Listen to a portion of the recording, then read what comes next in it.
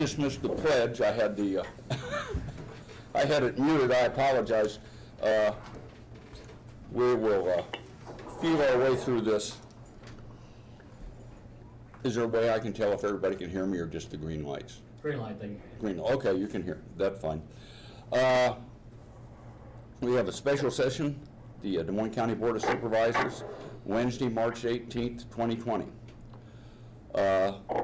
Like I said, you missed the Pledge of Allegiance. We have discussion and vote regarding coronavirus, COVID-19.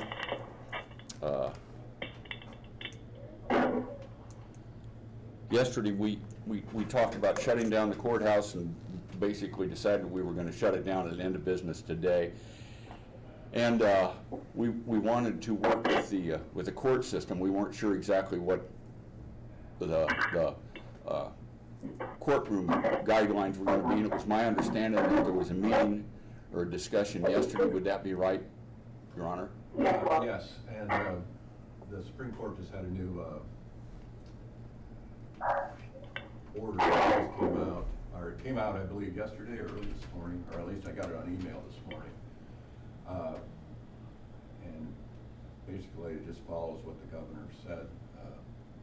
So there's, I think, all trials stop until jury, non-jury, all trials stop. And it puts, a lot of the hearings can be done by telephone conference call, criminal and otherwise. And so that there's a lot of restrictions on people coming to the courthouse ready to abide by, do not have so many people in the courtroom, just abide by whatever the governor said. Okay. Correct. So I guess what I'm going to assume is us shutting the doors, and anybody that does need, that wants to conduct business that cannot be done by phone or online has to make an appointment. Correct. That's going to. Yes, I think it's pretty clear, and Jackie might have more information. That's the way it's going to be. Yes, we had a conference call yesterday with Judge Brown, and that's how we're going to do it. We'll have a sign posted.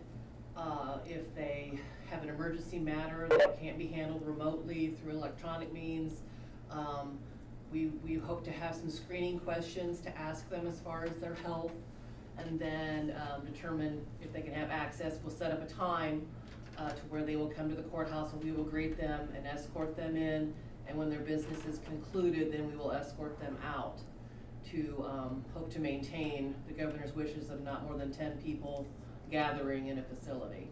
Okay. So, either you gentlemen have any? Well, Supervisor Carey?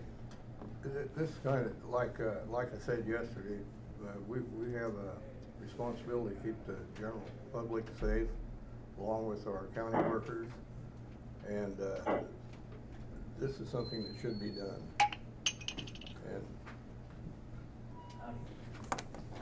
And I feel by doing this, we're going to help the general public as well as our county workers. Mr. Supervisor Beck. Are you waiting for a motion? No, I didn't. No. I'm just to ask if you. No, I have nothing. Well, I think we go ahead with and shut the courthouse down. There's one other thing, whether it would be in the same motion or not. Whatever you guys think. I see the city of Burlington and some of them. The mayor can declare, sort of by proclamation. I spoke to Lisa about this yesterday. It's kind of unhandy for us to schedule a meeting and get everybody together if there would be some sort of a new development or the governor comes out with something. Would you gentlemen be comfortable with me having the authority to issue any sort of a proclamation to or a requirement for the county regarding that COVID-19? I think that would be a good idea. I have not a problem with it. I agree. Okay. Well, first let's take the first thing is we have a motion that we will shut down all county buildings doors will be locked. They will be staffed as usual. All business that can be done over the phone or online will be done that way. If something needs to be done face-to-face or in person, that individual will make an appointment with the proper department. They will be screened. They will be asked a few questions over the phone, and someone will meet them to the door, at the door, and escort them to the office. Is that everybody's understanding of that? Yes. And I have the questions that Krista handed out. Yeah, I saw you'd emailed those, and that's something that probably is subject to, if you get new questions, if Public Health would come up with a new question or two they wanted to ask, they will send that to you, and we'll get it to every department head. But anyway, so if somebody needs to come to the auditor's office, for instance, they would call, make an appointment with someone in the auditor's office. When they would be asked those questions. The meeting would be set up, and when they show up, whatever the appointed time, someone from the auditor's office will meet them at the door and escort them to the. So if we agree on that, we need a motion and a second. I so move. On a second? Terry? Bob Beck, Yes. Jim Carrey. Yes. Tom Broker. Yes. Second thing is, if the board gives the chairman of the board the authority to make changes to that rule as needed, to expand or broaden as required during this public health emergency, that can be done. He can do that by proclamation. I'll make the motion. Second. Terry? Jim Carrey, Yes. Bob Beck, Yes. Tom Broker. Yes. Is there anything else you think?